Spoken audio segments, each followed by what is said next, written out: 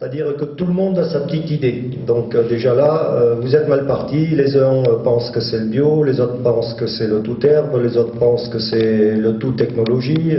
Bon bref, chacun a sa petite idée. Et puis on se dit, ben, la petite idée de chacun, elle est peut-être acceptable. Qu'est-ce qu'il y a de bon, qu'est-ce qu'il y a de moins bon, comment on fait pour s'y retrouver?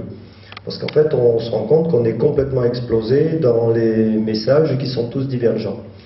Et j'ai eu la chance d'intégrer un réseau associatif qui a été créé en 1998, qui est l'Association pour la promotion d'une agriculture durable, que j'ai découvert au cours d'un parcours professionnel un petit peu atypique, parce que je suis retourné en formation professionnelle pour adultes pour prendre un diplôme d'ingénieur des techniques agricoles que je n'avais pas.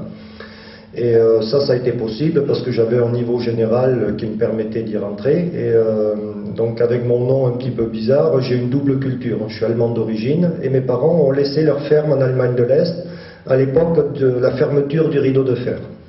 Donc ils n'avaient pas le choix, soit ils signaient, soit c'était un cercueil plombé qui revenait à la maison, soit ils partaient. Donc ils ont choisi de partir et donc la France fixait des migrants à l'époque, et notamment au sud de la Loire, tous les migrants étaient fixés. Et je suis né en France, dans le sud-ouest, en Chalosse, dans un pays où finalement j'ai côtoyé des Italiens, des Espagnols, des Portugais et des Pieds Noirs. Et en fait j'ai eu une grande surprise, on était tous des étrangers en France. Donc bon, voilà mon passif un petit peu de jeune, et à 18 ans, l'école ne me plaît pas trop. J'ai un niveau classique de bac S aujourd'hui, équivalent, et je retourne en agriculture, et à l'époque c'est le modèle breton. Parce que c'était considéré comme une réussite extraordinaire en termes de productivité, puis de technique aussi. Et par rapport à ça, j'ai fait une carrière agricole en Bretagne. Mais 30 ans de production de lait, je suis un spécialiste de l'élevage et du tout herbe. Donc, mais ça, c'est quelque chose que j'ai découvert en arrivant sur ma ferme, puisque je suis dans le pot de chambre de la Bretagne, là où il pleut 1,3 mètre d'eau par an. Donc vous apprenez à gérer de l'eau, alors que certains gèrent le manque d'eau. Et du coup, l'herbe est quelque chose de très adapté à ça. Et donc je me suis installé avec des quotas laitiers. Et en 92, j'ai vu arriver la politique, la nouvelle PAC, les primes à l'hectare, les fameuses DPU d'aujourd'hui. Et on se posait tout un tas de questions, on produisait trop, et puis finalement est arrivé un débat qui était inattendu pour les paysans, c'est en plus on polluait. Non seulement on produisait trop, mais en plus on polluait. Et puis avec la PAC de 92 est arrivé le PMPOA, le plan de maîtrise des pollutions d'origine agricole. Et puis là on nous a dit, vous mettez trop d'engrais, trop de lisier, etc. Et puis ça ne va pas, vous polluez parce que vous mettez trop, donc il faut mettre moins. Ok, vous mettez moins, et moi j'avais un gros problème. Comme je gérais du tout herbe avec des vaches et 2 vaches à l'hectare, j'avais des hectares qui prenaient jusqu'à 450 kg d'azote. Alors là, c'était sûr, j'étais un méchant pollueur. Et puis ça vous pose quand même des états d'âme, vous êtes relativement jeune.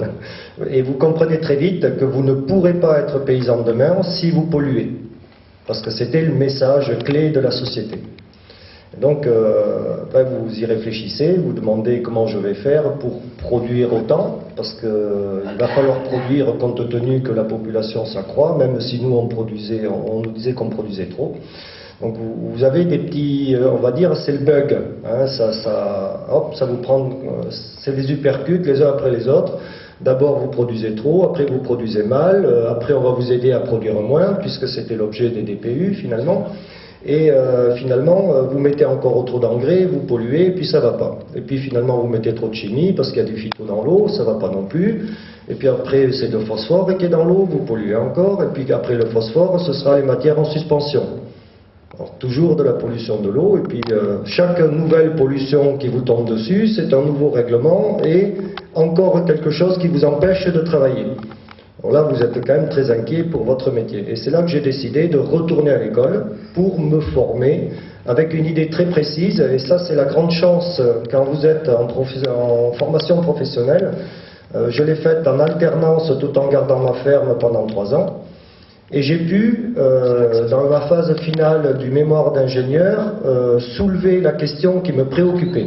C'est-à-dire que je n'étais pas formaté forcément par un projet qui ne m'appartenait pas. Donc j'ai développé mon propre projet de mémoire. Et ma question était, peut-on produire sans polluer?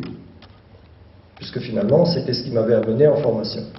Et puis c'est là que j'ai découvert ça. Et c'est un petit peu par hasard, parce que vous êtes dans une bibliothèque universitaire où il y a beaucoup de savoir, hein, par contre où il manque du savoir-faire. Et du coup, ce savoir, il vous nourrit directement. Et puis ça vous saute aux yeux, parce que vous ouvrez le bouquin, vous avez le temps de lire, puisque finalement une partie de la formation est consacrée à ça, à la documentation et à la recherche. Et là, ça vous saute aux yeux. Vous dites, mais c'est bon sang de bonsoir, il se fait ça, il se fait ça, il se fait ça. Ben oui, et puis vous soudez les morceaux parce que vous avez le savoir-faire. Vous avez des pratiques et ça vous cause directement. Et du coup, je découvre ça. Et la PAD avait été créée en 1998 par des fonds européens LIFE qui a financé finalement des projets environnementaux. Et l'idée de l'Europe à l'époque, c'était de faire émerger des solutions, pourquoi pas nouvelles, pour avoir une agriculture qui protège l'environnement. Donc elle avait favorisé ce projet. Et le projet de la PAD à l'époque, moi j'étais pas membre, mais je la découvre dans mes recherches, c'était finalement de travailler sur la conservation des sols, à savoir la conservation de la fertilité à long terme. Et comme on commençait à parler des générations futures, et puis peut-être qu'elles auraient plus de terre, on se disait, tiens, c'est peut-être intéressant pour moi, agriculteur, de conserver la fertilité des sols à long terme, comme ça les générations futures auraient au moins pu se nourrir grâce à la fertilité préservée. Et de fil en aiguille, on découvre, aujourd'hui ce que vous avez affiché en haut, c'est le raisonnement actuel du groupe. C'est-à-dire que tout agriculteur sur Terre, moi y compris et peut-être moi le premier, parce que j'ai peut-être plus de capacité de bouger que d'autres, je dois réfléchir à comment nourrir les 9 milliards d'êtres humains, 10, 8,5, on ne sait pas trop, mais enfin à peu près ce chiffre-là, comment les nourrir, et les nourrir correctement. Et on verra que c'est quand même un problème tel que c'est réfléchi aujourd'hui. De l'autre côté, si on veut que ça dure et que ce soit fait durablement, c'est la fertilité des sols qu'il faudra préserver. Et puis l'agriculteur sera obligé de nourrir les gens sans polluer, c'est-à-dire sans dégrader les ressources et peut-être même en restaurant la qualité de l'eau. Parce que l'eau n'est peut-être pas irrémédiablement polluée, on pourrait peut-être dépolluer. Donc ça commençait à arriver dans les thématiques agronomiques. Et comme il y a du réchauffement climatique, il y a peut-être aussi des techniques de production qui permettent de résister au changement climatique et de lutter contre. Et probablement lutter contre en produisant différemment et pourquoi pas participer à produire des biocarburants, etc. Donc cette réflexion, elle prend corps petit à petit. Et moi, j'ai intégré l'association de base qui a été créée en 1999 pour des raisons très simples, c'est-à-dire qu'à la PAD, il n'y avait que des institutionnels. Donc des gens de l'INRA, des gens des instituts, des chercheurs, et puis quelques paysans. Et puis nous, paysans, on était mal à l'aise dans ce groupe-là, parce qu'en fait, on n'y trouvait pas notre compte. On parlait beaucoup, mais on ne faisait pas grand-chose. Du coup, on s'est dit, on va créer une petite fille qui s'appelle BASE, Bretagne Agriculture, Sol et Environnement, et on va la structurer autour des paysans pour maîtriser des nouvelles techniques agronomiques qui nous viennent du Canada, du Brésil, d'Argentine, des États-Unis, d'Australie. Et en fait, on se rend compte que la conservation du sol, c'est un mouvement agronomique qui prend pied dans la totalité des pays du monde et qu'elle est systématiquement développée pour protéger l'environnement.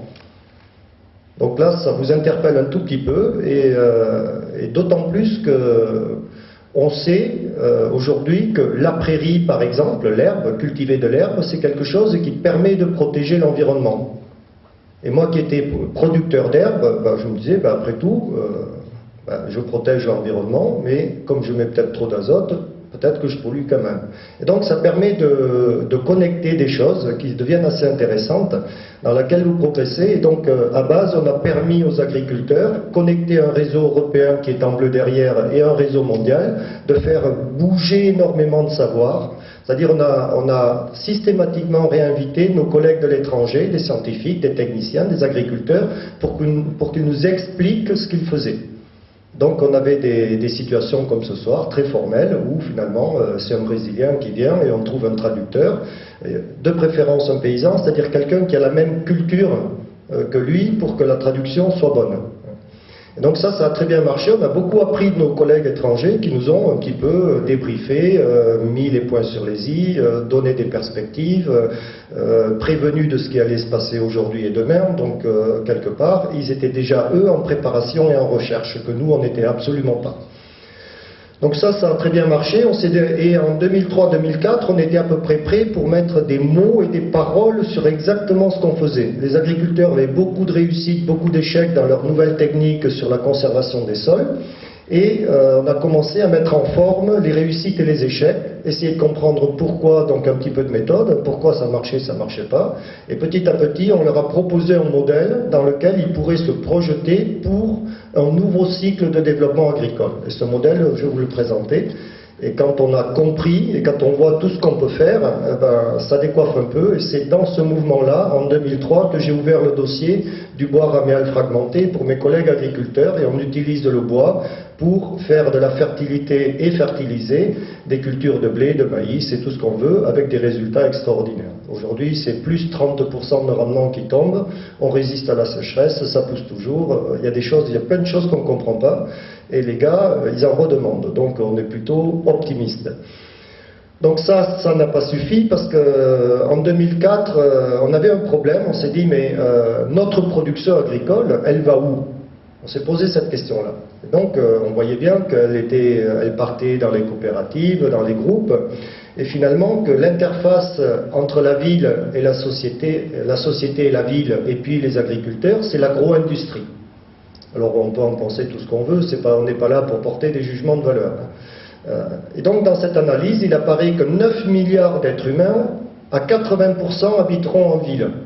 Or pour ou contre la ville, ce n'est pas le sujet, c'est un constat, c'est une tendance et apparemment ce sera respecté. C'est-à-dire les villes, c'est pas Paris, c'est pas Bordeaux, hein, ça c'est du village. Hein. Globalement, les villes, c'est Los Angeles, Tokyo, New York, Lagos, etc., Sao Paulo, Rio de Janeiro, c'est 40 millions, 50 millions, 60 millions d'habitants. C'est ça la ville. Hein. Et avec 9 milliards d'êtres humains, vous imaginez les grandes villes que ça va donner. Shanghai, Pékin, hein, on n'a pas, c'est des meilleurs, Bombay. Hein. Donc vous avez une idée de ce que ça peut être une ville. Ça grouille, ça vit 24 heures sur 24, hein, c'est pire qu'une ruche. Et là, il y a un gros problème qui se pose, c'est-à-dire comment ça vit. Donc cette question-là, on se l'est posée, puis on a découvert que le seul outil opérationnel pour alimenter une ville 3 fois par jour, 24 heures sur 24, c'était l'agro-industrie couplée à la distribution. C'est le système agro-industrie, Rungis, distribution. Voyez ? Alors que ça passe par le supermarché ou par la diffusion à travers les livreurs camionnettes, globalement. Voilà un petit peu. Et donc ça, c'est le seul outil qu'on a pour approvisionner 24 heures sur 24 ces villes-là.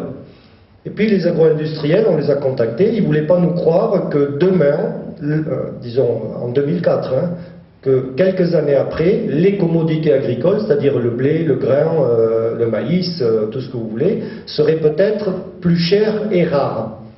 Et nous, on se doutait que ça n'allait pas le faire, puisque la population augmentait, et puis on ne produisait plus rien. On était bloqué en production, on produisait trop parce qu'on polluait.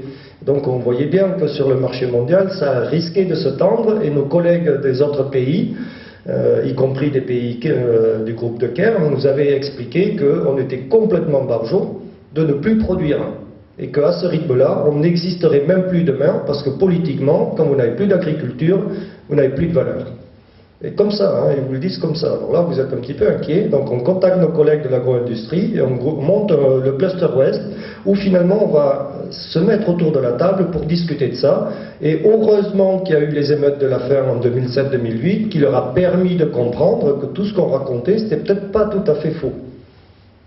Et du coup, on leur a dit, ben, écoutez, on pourrait quand même produire localement sans polluer, et ça vous servirait finalement d'amortisseur face à une crise. Parce que quand vous avez produit localement, eh ben, vous n'êtes pas tributaire d'un marché que vous ne maîtrisez pas. Vous pouvez maîtriser votre activité économique localement.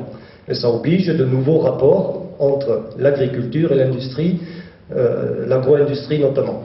Donc ça, c'est en train de se faire. Ça aura mis 6 ans pour finalement que les premiers projets de développement arrivent. Donc je ne vous dis pas le travail qu'il faut mener avec ces gars-là. Donc ça a relativement bien marché, ça marche bien maintenant. Mais ça suffit pas. Vous êtes sur le Grand Ouest, entre